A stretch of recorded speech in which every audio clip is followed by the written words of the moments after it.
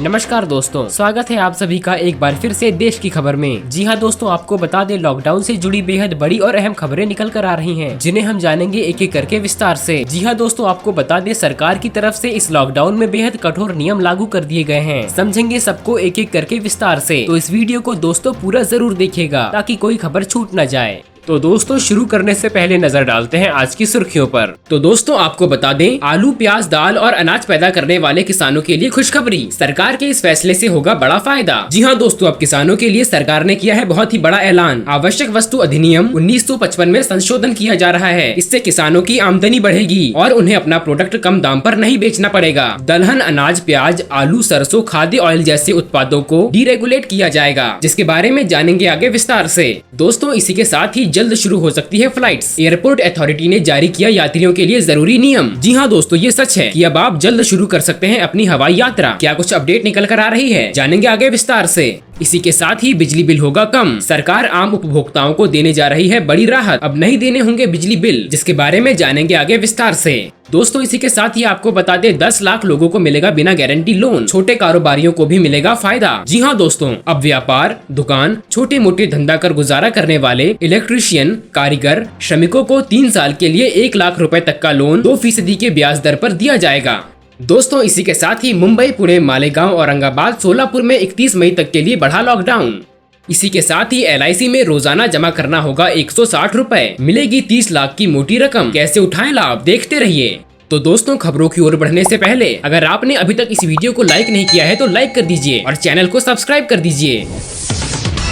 तो दोस्तों बढ़ते हैं पहली खबर की ओर। आलू, प्याज, दाल और अनाज पैदा करने वाले किसानों के लिए खुशखबरी। सरकार के इस फैसले से होगा बड़ा फायदा। जी हां दोस्तों, अब किसानों के लिए सरकार ने किया है बहुत ही बड़ा ऐलान। आवश्यक वस्तु अधिनियम 1955 में संशोधन किया जा रहा है। इससे किसानों की आमदनी बढ़ेगी और उन्हें अपना प्रोडक्ट कम दाम पर नहीं बेचना पड़ेगा। दलहन, अनाज, प्याज, आलू, सरसों, खाद्य ऑयल जैसे उत्पादों को डीरेगुलेट किया जाएगा। शुक्रवार को वित्त मंत्री निर्मला सीतारमण ने कहा कि किसानों को उनकी फसल के बदले अच्छी कीमत मिलेगी, इसलिए इसेंशियल कमोडिटीज एक्ट में संशोधन किया जा रहा है। अब कृषि उत्पाद जिनमें अनाज, खाद्य तेल, तिलहन, दलहन को डीरेगुलेट कर दिया गया है। अगर आसान शब्दों में कहें तो अब इसकी कीमतों पर सरकार का नियंत्रण नहीं रहेगा, ये बाजार के हिसाब से तय होगी। सरकार की इस कोशिश का मकसद किसानों की आमदनी बढ़ाना है।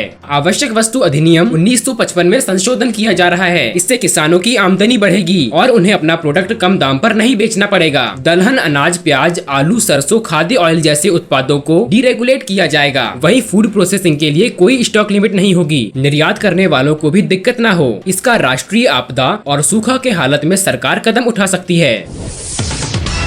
दोस्तों अगली बड़ी खबर, जल्द शुरू हो सकती है फ्लाइट्स। एयरपोर्ट अथॉरिटी ने जारी किया यात्रियों के लिए जरूरी नियम। जल्द ही घरेलू उड़ानों को फिर से शुरू करने की संभावना के साथ एयरपोर्ट्स अथॉरिटी ऑफ इंडिया ने कुछ कदम जारी किया है, जिनका पालन करना यात्रियों के लिए अनिवार्य होगा। लगभग 50 दिन के लंबे इंतजार के बाद केंद्र सरकार अब विमान सेवा भी जल्द ही शुरू कर सकती है। सूत्रों के मुताबिक सरकार 17 मई के बाद एयरपोर्ट्स को खोलने की घोषणा कर सकती है। एयरपोर्ट्स अथॉरिटी ऑफ इंडिया ने जल्द ही घरेलू उड़ानों को फिर से शुरू करने की संभावना के साथ कुछ कदम जारी किया है, जिनका पालन करना यात्रियों के लिए अनिवार्य होगा।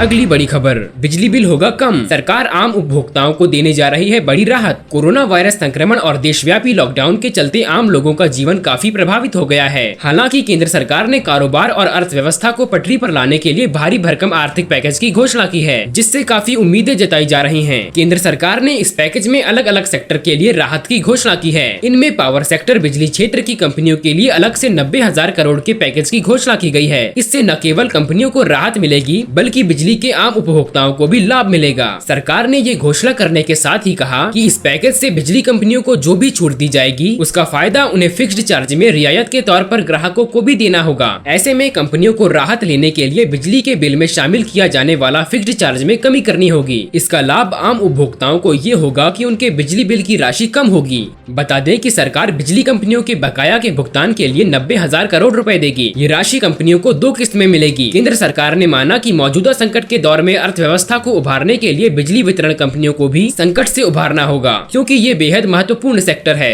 अब कोरोना की मौजूदा स्थिति और बढ़ती गर्मी के कारण बिजली की खपत भी बढ़ गई है। ऐसे में कंपनियों के सामने बड़ा संकट खड़ा हो गया है। बिजली निर्माण करने वाली कंपनियां वितरण कंपनियों पर भुगतान के लिए दबाव बना रही हैं। ऐसे में अब राहत पैकेज से इस स्थिति से निपटा जा सकेगा।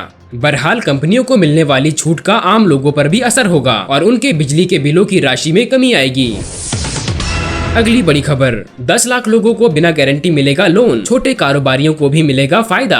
लॉकडाउन 4 से पहले प्रधानमंत्री के आत्मनिर्भर बनने की अपील को ध्यान में रखते हुए गुजरात सरकार ने लघु उद्योग, व्यापार, दुकान व छोटे मोटे धंधे कर गुजारा करने वाले लोगों को बिना गारंटी 1 लाख रुपए लोन देने की घोषणा की है। मुख्यमंत्री विजय रूपाणी ने गुरुवार को फेसबुक लाइव के जरिए ऐलान किया कि राज्यों के करीब 10 लाख लोगों को आर्थिक संकट से उभारने तथा उनके धंधे व कारोबार को फिर से शुरू करने में मदद के लिए सरकार आत्मनिर्भर गुजरात सहायता योजना लाई है। रूपाणी ने कहा, सरकार राज्य की सहकारी बैंकों, जिला बैंकों की 2500 से अधिक शाखाओं व क्रेडिट सोसाइटियों के जरिए लघु उद्योग, व्यापार, दुकान, छोटा मोटा धंधा कर गुजारा करने वाले इलेक्ट्रीशियन, कारीगर, श्रमिकों को 3 साल के लिए 1 लाख रुपए तक का लोन 2% के ब्याज पर दिया जाएगा।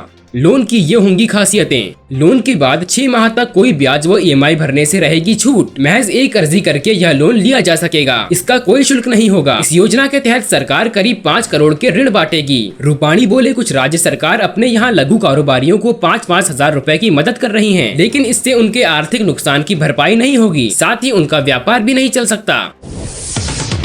अगली बड़ी खबर, मुंबई, पुणे, मालेगांव, औरंगाबाद, सोलापुर में 31 मई तक बढ़ा लॉकडाउन। देश में कोरोना वायरस का सबसे ज्यादा असर महाराष्ट्र में देखने को मिल रहा है। अब प्रदेश की उद्धव ठाकरे सरकार ने बड़ा फैसला लेते हुए हॉटस्पॉट इलाकों जैसे मुंबई, पुणे, मालेगांव, औरंगाबाद और सोलापुर में लॉकडाउन 31 मई तक बढ़ाने का ऐलान कर दिया है। प्रधानमंत्री नरेंद्र मोदी के साथ वीडियो कॉन्फ्रेंसिंग के दौरान भी उद्धव ठाकुर ने इच्छा जताई कि प्रदेश के हॉटस्पॉट इलाकों में अभी लॉकडाउन में छूट नहीं दी जाना चाहिए। इसके बाद गुरुवार को भी प्रदेश के मुख्यमंत्री और अधिकारियों की अहम बैठक हुई थी। समाचार एजेंसी PTI के मुताबिक मुंबई, पुणे, मालेगांव, औरंगाबाद और सोलापुर में 31 मई तक लॉकडाउन रहेगा। शेष हिस्सों में केंद्र सरकार की गाइडलाइंस के मुताबिक व्यवस्था रहेगी और केंद्र सरकार की गाइडलाइंस 1-2 दिन में आ सकती है। ये मोदी ने राष्ट्र के नाम अपने संबोधन में कहा था कि देश में लॉकडाउन 4 लागू होगा, लेकिन इसका रंग रूप अलग होगा।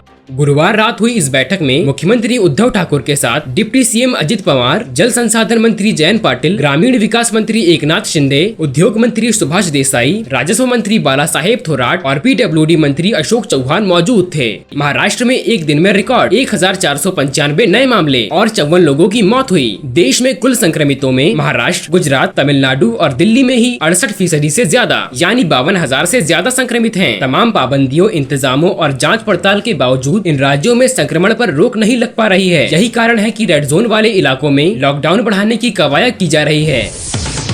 अगली बड़ी खबर, LIC में रोजाना जमा कराना होगा 160 रुपए, मिलेगी 23 लाख की मोटी रकम। जी हाँ दोस्तों, आपको बता दें, LIC की कई ऐसी पॉलिसियां हैं जिनमें आप थोड़ा निवेश कर मोटी रकम कमा सकते हैं। LIC में निवेश सुरक्षित भी माना जाता है। LIC की मनी बैंक पॉलिसी में रोज 160 रुपए का निवेश जमा कर 25 साल बाद आप 23 लाख रुपए की मोटी रकम हासिल कर सकते हैं। LIC की मनी बैंक पॉलिसी पूरी तरह टैक्स फ्री है। इसके अलावा ब्याज, प्रीमियम भुगतान और मैच्योरिटी पर मिलने वाली राशि भी मुफ्त है। मनी बैंक पॉलिसी में 2 तरह के मैच्योरिटी पीरियड हैं। इसके तहत 20 साल तक 160 रुपए का भुगतान करने पर पॉलिसी धारक को 25 साल बाद 23 लाख रुपए मिलेंगे। ये पॉलिसी 13 साल से 50 साल तक का व्यक्ति ले सकता है। इस पॉलिसी में निवेश करने वाले को हर 5 साल में 15 से 20% राशि वापस मिलती है, लेकिन यह राशि कुल प्रीमियम का 10% जमा होने के बाद ही मिलती है। इसमें हर 5 साल बाद पॉलिसी धारक को 1.5 लाख रुपए मिलेंगे। प्रीमियम राशि में 4.5% GST शुल्क भी शामिल होगा। इसके अनुसार पहले साल का सालाना प्रीमियम 60,025 रुपए होगा।